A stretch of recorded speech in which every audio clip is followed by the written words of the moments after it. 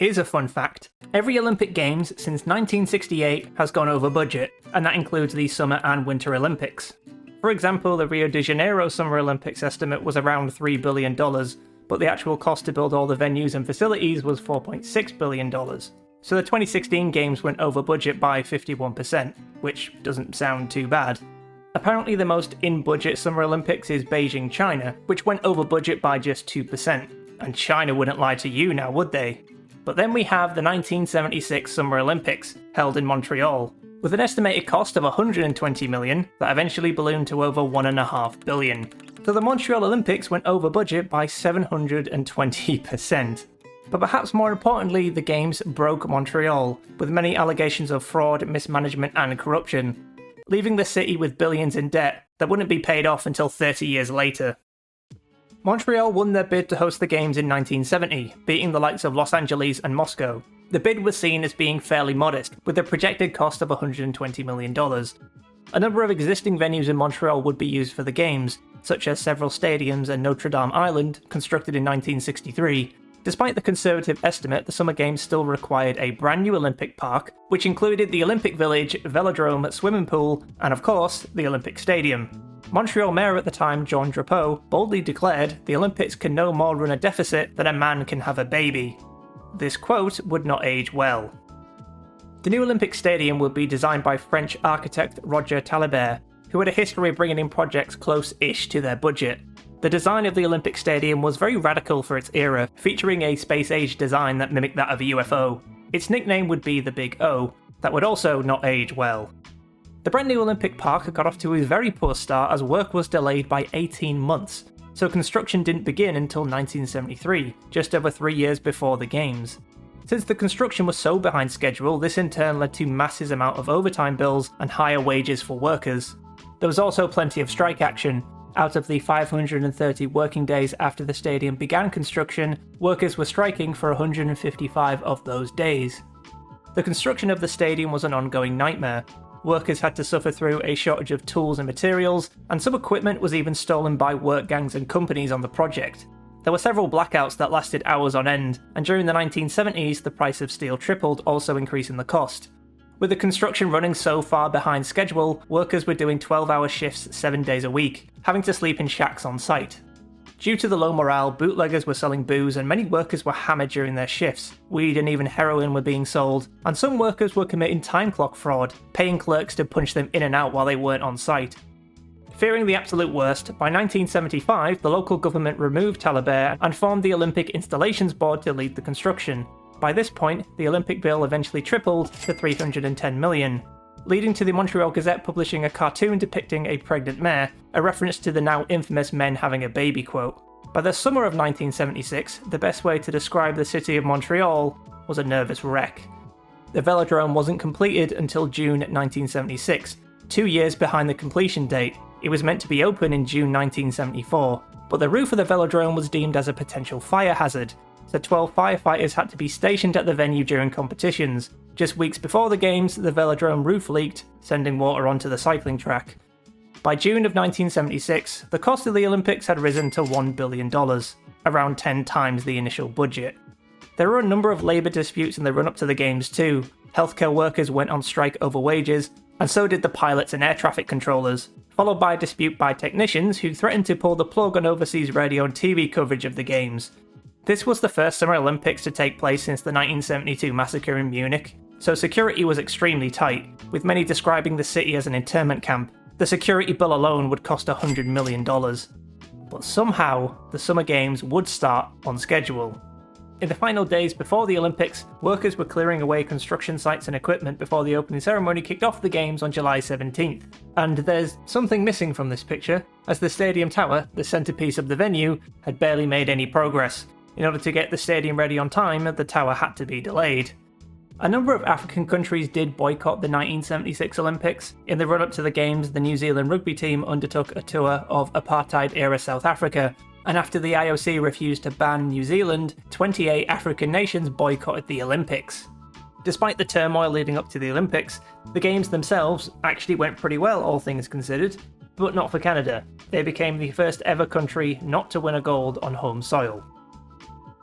It took 3 years of investigating before the blame was laid with Mayor Jean Drapeau, somehow accused of being too hands-on when it suited him and willing to turn a blind eye to what was going on around him as well. His right-hand man, Gerard Niding, had a brand new chalet built for him by Regis Trudeau, a contractor who had been awarded $6.9 million in construction contracts for the Olympics. Both Niding and Trudeau were charged with breach of trust. Architect Roger Talibert did bear some of the responsibility, although he claimed to have witnessed the corruption firsthand, later saying in 2011, "The construction of the Olympic Park and Stadium showed me a level of organised corruption, theft, mediocrity, sabotage and indifference that I had never witnessed before and have never witnessed since. The system failed completely, and every civil engineering firm involved knew they could just open the veritable cash register and serve themselves." Final bill for the Montreal Olympics was $1.6 billion, with at least $1 billion being spent on the stadium alone. And may I remind you, the stadium wasn't even finished yet.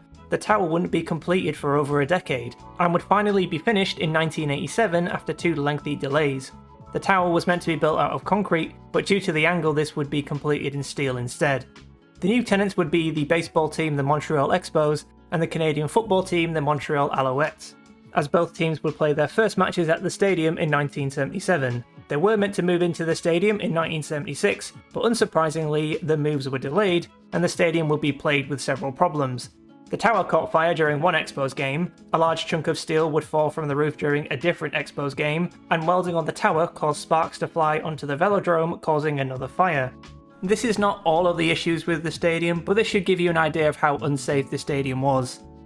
The Montreal Alouettes would fold in 1987. They were revived in 1998, but would play their matches at a different stadium. A smart move if you ask me. For the Expos, the owner of the team said the only way to keep the Expos in Montreal would be to replace the stadium.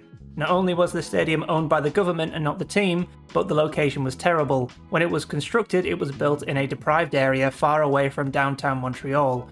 There was little in the way of shops, bars and restaurants around the stadium, on top of being half empty and deemed unsafe. By the early 2000s, the stadium was in a sorry state, and the Expos would finally leave Montreal altogether and move to Washington in 2004. The Olympic Stadium held the record for the most expensive stadium for 31 years until 2007, as it was finally beaten by Wembley Stadium. Back in May of 1976, Montreal introduced a tobacco tax in order to pay off the Olympic debt. Adjusted for inflation, this is the most expensive stadium ever made, and by some margin, as the stadium cost nearly $9 billion. This is why the stadium is known as the Big O, and funnily enough, the cost is still rising. The retractable roof in particular was plagued with problems and wasn't even fit for purpose. You may have noticed that the inclining tower that loomed over the stadium has cables attached to it, and this is where the roof is stored. So when the bright orange Kevlar roof needed to be deployed, it would be sent from the tower to the stadium.